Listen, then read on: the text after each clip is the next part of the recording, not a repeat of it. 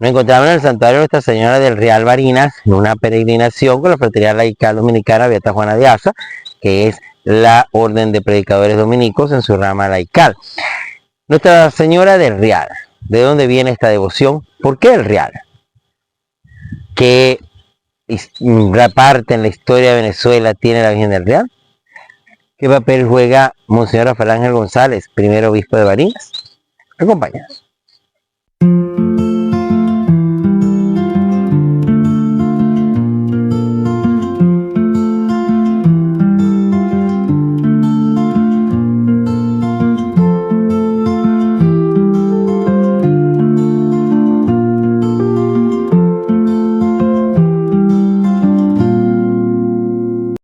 Esta era una... inicialmente esto era un hato que se llamaba Santo Domingo de las Palmas, ¿ok? Y pertenecía a un señor llamado Domingo Bragado, que era un canónigo, un sacerdote, don Domingo Bragado, y este era su hato. Y él busca a unos sacerdotes misioneros, ¿no? Primero habían llegado los jesuitas, que no tuvieron muy buena acogida, y después vino la orden de predicadores, es decir, los dominicos. Los dominicos, recordemos que son los grandes evangelizadores de los llanos. Toda la zona de Barinas y Apure es evangelizada por la orden de predicadores. Por eso es que no es en vano que el río se llame Santo Domingo, ¿no? Y esto está muy cercano al río Santo Domingo, a escasos kilómetros. Por eso es que se llamaba Santo Domingo de las Palmas, ¿okay? El patrón era Santo Domingo de Guzmán, patrón de este lugar. Los dominicos vinieron acá, los dominicos comenzaron a hacer un tipo de misiones, lo que es aquí, lo que ahorita es Santa Catalina, en Santa Rosa, en Pedraza, sobre todo Pedraza fue, de hecho, ¿quién es el patrón de Pedraza? Santo Domingo de Guzmán, ¿verdad? ¿Quién es el patrón de Camerín? San Martín de Porres. Esto no son cosas gratuitas. Ellos empezaron a hacer un tipo de misión muy interesante, porque no se quedaron con la misión propia del indígena, sino que empezaron a traer pueblo. O sea, misioneros también empezaron a venir en blanco y se empezaron a formar pueblos ya más generales, no nada más la misión porque estén indígenas ahí solos sembrando. Y bueno, fueron fundando. De hecho, yo le decía ahorita a Laura en el bus, la iglesia que construyeron los frailes es la primera iglesia de Barinas con piso que no era de tierra, pues. ¿Okay? Entonces, en ese contexto había una figura dentro de las indígenas que era la priosta, que era una priosta. La priosta era la esclava del santo patrón. Es decir, era la que se encargaba de todo lo que tenía que ver con el patrón. ¿Quién era el patrón? Santo Domingo. Ella lo mantenía limpio, ella le ponía las flores, ella cuidaba el altar. Y cuando venía la fiesta, ella era la que buscaba las ofrendas para el santo. Entonces, a esta priosta, que era una india de nombre Ana, le dan 2 reales normales, entre las ofrendas que le daban, 2 reales bamba, y ella se le piden los reales. Como buena mujer, culpa al pobre marido, que siempre tiene la culpa de todo, y culpa al hijo, a Juan Gonzalo, y empieza a formarle aquel zaperoco, ¿verdad? Porque las indias, las blancas, todas son iguales. Entonces, pero finalmente consigue los realitos, y cuando lo empieza a ver, ella al principio cree que es San Antonio con el niño. Cuando se da cuenta, lo que tiene en el real es la imagen de la Virgen del Rosario. En realidad está la Virgen del Rosario, que es la patrona de ¿qué? De los dominicos, la patrona de la orden. O sea, el nombre completo de esta advocación es Nuestra Señora del Rosario del Real. Los lugareños comenzaron a llamarlo el Real, por la Virgen del Real, pues se parece en un real, obvio. Empezaron a ver milagros alrededor del Real, muchos se pusieron al Real y sanaron, bueno, y poco a poco los frailes comenzaron a aglutinar alrededor de la Choza de la India, que era más o menos allí donde está la iglesia por allá, y ahí se construye la primera iglesia. Después obviamente los frailes se van, las misiones que desaparecen, viene la independencia, todo aquello, y el lugar quedó ahí quedó la devoción, ahí quedó el templo muy abandonado y tal, hasta que ya así en el siglo XX, aquí vemos un señor en los vitrales, podemos ver gran parte de la historia. La aparición, ya está la India con el real en la mano, allá está la Virgen, sí, pero allá vemos un señor con barba, un sacerdote con barba. Ese sacerdote con barba es el padre Esteban. Y el padre Esteban es el fundador de la comunidad Fuente Real, que es donde estamos, comunidad Fuente Real. No tiene nada que ver con el Real, sino Fuente Real, ese es el nombre.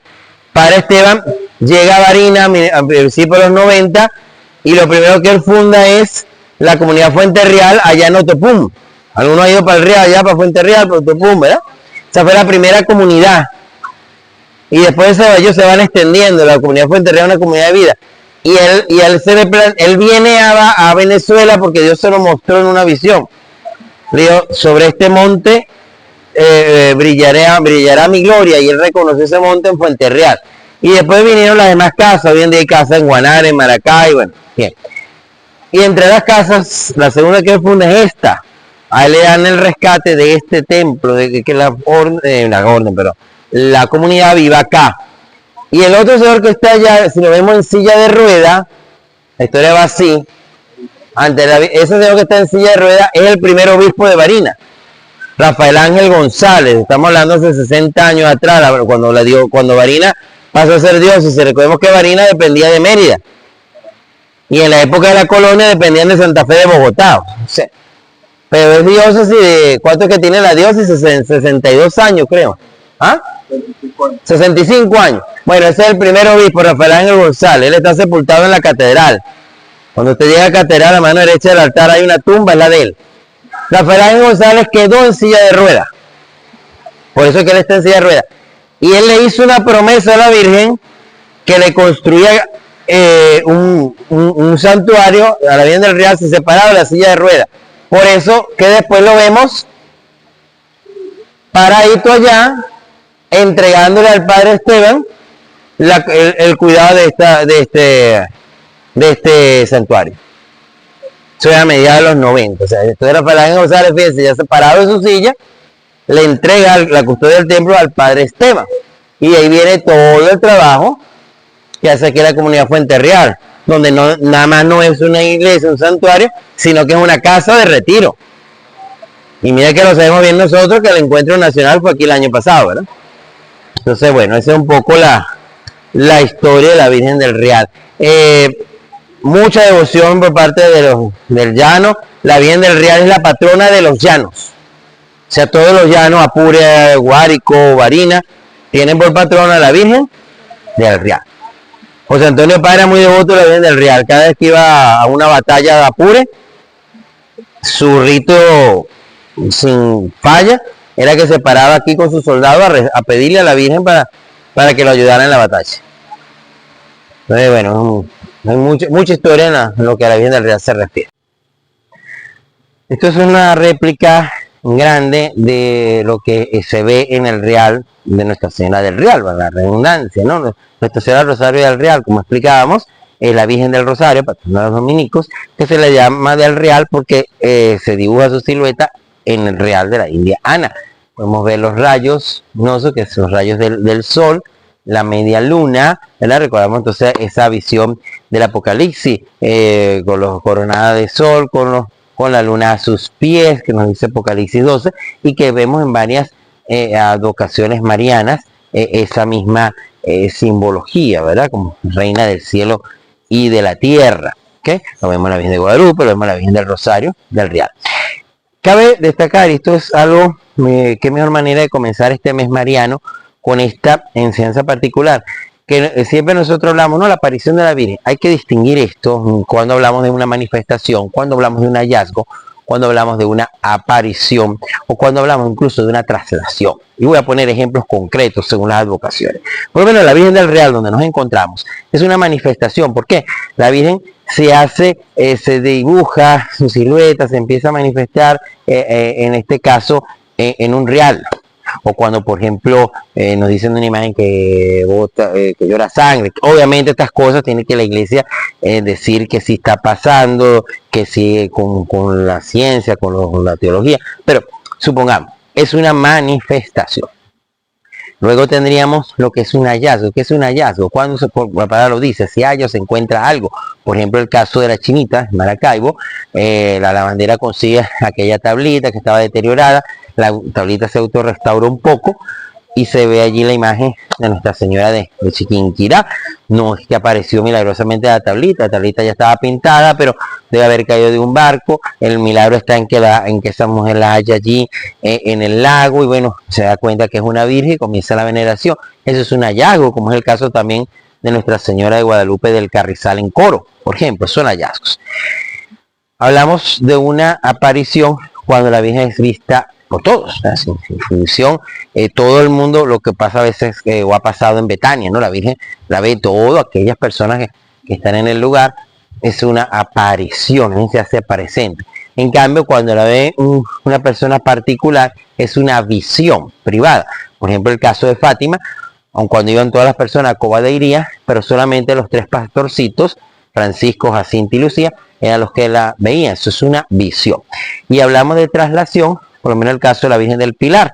La Virgen se encontraba todavía viva en Jerusalén y es trasladada en cuerpo y alma allá a Zaragoza, se posa sobre ese pilar y reconforta al apóstol Santiago y luego regresa milagrosamente a Jerusalén. En la Biblia hay este tipo de casos, por lo menos al finalizar el libro de Daniel sucede con Habacuc, que va a alimentar a Daniel en el foso de los leones. Eso es una traslación, o lo que sucede en el capítulo 8 de los Hechos con el diácono Felipe, que de repente también después que bautiza al etíope, es trasladado y se encuentra otra vez en su ciudad predicando.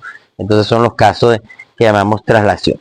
Para que una devoción mariana, una aparición, una manifestación sea considerada por la Iglesia como fehacientemente se diga que sí, ahí hubo esa manifestación. Hoy en día se habla de que bueno, hubo un hecho allí natural y no hay oposición a la fe, han cambiado un poco las terminologías, pero lo importante es lo siguiente. Primero, tiene que haber siempre un mensaje que vaya en concordancia con el Evangelio. La aparición de la Virgen o el Santo, quien sea, no puede ir nunca en contra de lo que está en la revelación, porque la verdadera revelación, la revelación pública, revelación para todos, la revelación divina, termina cuando se termina de escribir la Biblia, con la muerte del último apóstol. Lo demás queda en la revelación privada. Puede o no creerlo las personas, no estamos obligados a creerlo, son ayudas a nuestra fe, como no, pero no nos agrega nada a la revelación propia, que en Cristo está totalmente agotada. Pero el mensaje tiene que ir en concordancia. Bueno, en el caso Fátima, Lourdes, su mensaje va en concordancia con el Evangelio. La misma Coromoto, en concordancia, la Virgen en Coromoto le dice al indio, ve y bautízate donde viven los blancos para que puedan ir al cielo. Eso va en concordancia con lo que el Evangelio dice, que el bautismo es indispensable para nuestra salvación. ¿Ok? Luego, otro aspecto importante es que hay una manifestación milagrosa que no admite explicación, por lo cual se vea que ahí hubo un hecho sobrenatural o preternatural, por lo menos. En este caso, por lo menos el caso de la danza del sol cuando la Virgen de Fátima, o por lo menos todo lo que alrededor de la reliquia de la Guadalupe, la Coromoto, que a su vez son las únicas mariafonías del mundo, es decir, la Virgen se queda plasmada, no es que hay una silueta, no es que se dibuja, está plasmada prácticamente viva en un objeto material. Guadalupe en el Ayate Juan Diego, Coromoto en la reliquia, incluso el ojo está vivo, hay bueno, rasgos de las estrellas de la época, todo la parte científica que se ha visto de estas imágenes.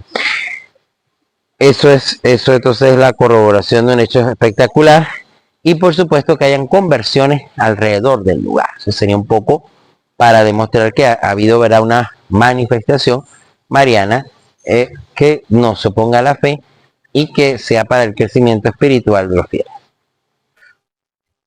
Cabe destacar que toda la historia que hemos escuchado de la Virgen del Real y que es magistralmente narrada por el hermano Nectario María, uno de los grandes historiadores de Venezuela, fue encontrada por él en un convento dominicano de Colombia, que es el que guarda la crónica de toda la manifestación de la Virgen del Real, puesto que Barinas dependía justamente de ellos en esa época de la colonia.